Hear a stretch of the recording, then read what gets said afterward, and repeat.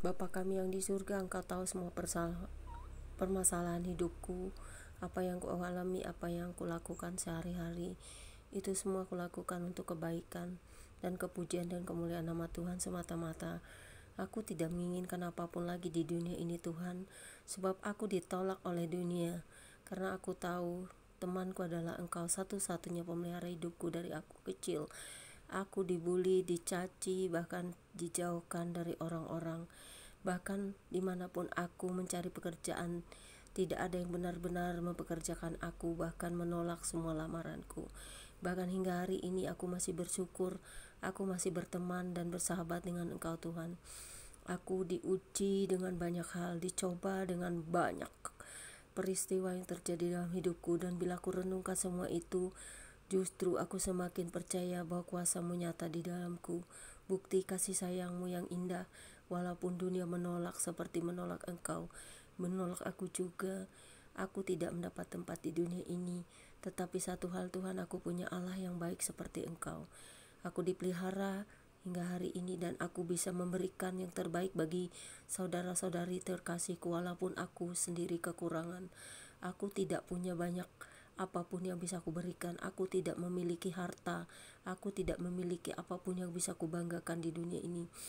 Aku bahkan tidak memiliki apa-apa selain tubuh, jiwa, rohku kepadamu, dan puji-pujian, ibadah, dan penyembahanku. Aku bahkan berbagi dalam aku kekurangan. Aku bahkan berbagi jika aku sedikit punya rezeki. Aku tidak bisa merasakan rezeki itu sendiri, walaupun dalam peristiwa banyak hal aku juga berkekurangan, bahkan aku bisa habis karena aku lebih suka berbagi. Tapi aku percaya, Tuhan, bahwa Engkau akan mencukupkan timbangan-timbangan yang kuberikan ketika aku memberikan kepada orang-orang yang tidak berpunya, ketika aku memberikan kepada orang-orang yang bahkan untuk makan pun tidak punya, tetapi akan kusahakan untuk menolong.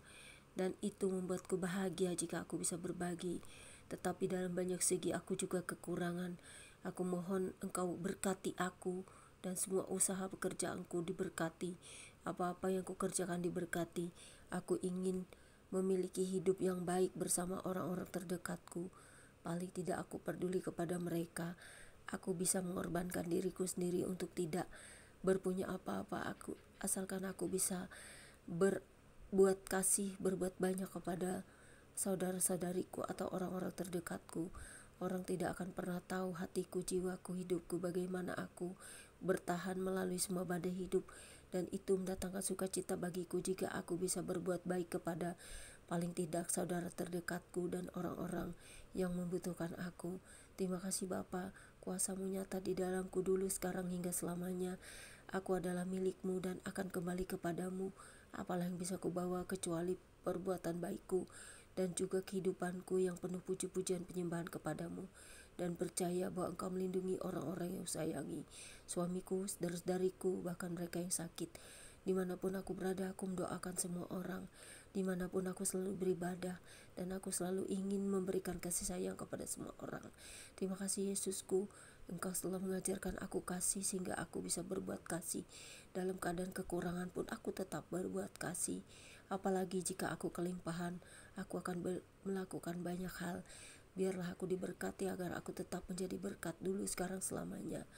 Terima kasih Bapa, aku mau membaca Alkitab, terangi hati dan jiwaku dan Roh Kudus-Mu, agar aku mengerti, memahami setiap firman-Mu yang akan kulakukan setiap hari, karena firman-Mu memberiku tuntunan dan juga pelita bagi setiap jalanku. Dalam Roh Kudus-Mu yang suci, aku diterangi hikmat firman-Mu. Amin.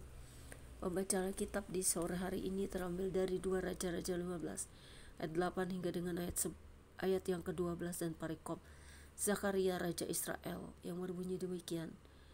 Dalam tahun ke-38 zaman Azaria Raja Yehuda, Zakaria anak Yerobeam menjadi raja atas Israel di Samaria. Ia memerintah 6 bulan lamanya. Ia melakukan apa yang jahat di mata Tuhan seperti yang telah dilakukan oleh nenek moyangnya. Ia tidak menjauh dari dosa-dosa Yerobeam bin Nebat yang mengakibatkan orang Israel berdosa pula. Salum bin Yabes mengikat persepakatan melawan dia, membunuh dia di Yibleam, kemudian menjadi raja menggantikan dia. Selebihnya dari riwayat Zakaria, sesungguhnya semua itu tertulis dalam kitab sejarah raja-raja Israel. Bukankah begini firman Tuhan yang diucapkannya kepada Yehu, anak-anakmu sampai kepada keturunan yang keempat akan duduk di atas tata Israel. Dan terjadilah demikian. Dahsyat Tuhan, apa yang kami dengar dan baca, janji-Mu ya dan amin. Janji-Mu tidak akan pernah berhenti untuk memberkati dan mengutuk ataupun membinasakan orang-orang jahat. Karena hanya Tuhanlah yang patut mengutuk, bukan kami, bahkan membinasakan orang-orang jahat. Tuhan tidak berkenan kepada kejahatan, dan setiap apa yang Tuhan ucapkan tidak pernah pelin-pelan, tapi akan terjadi dan pasti terjadi. Setiap apa yang dilakukan bangsa Israel, bahkan bangsa-bangsa di dunia ini, atau apapun semua yang dilakukan penguasa-penguasa dunia, jika tidak berkenan di matamu, akan mendapatkan konsekuensi dan juga taburan dan tuaian yang telah mereka tabur, sehingga setiap tuaian akan mereka tuai sendiri. Terima kasih Bapa, apa yang kami lihat dan baca, apa yang kami dengar dan kami perhatikan dari setiap sisi kehidupan manusia akan selalu membuat kami melekat kepadamu.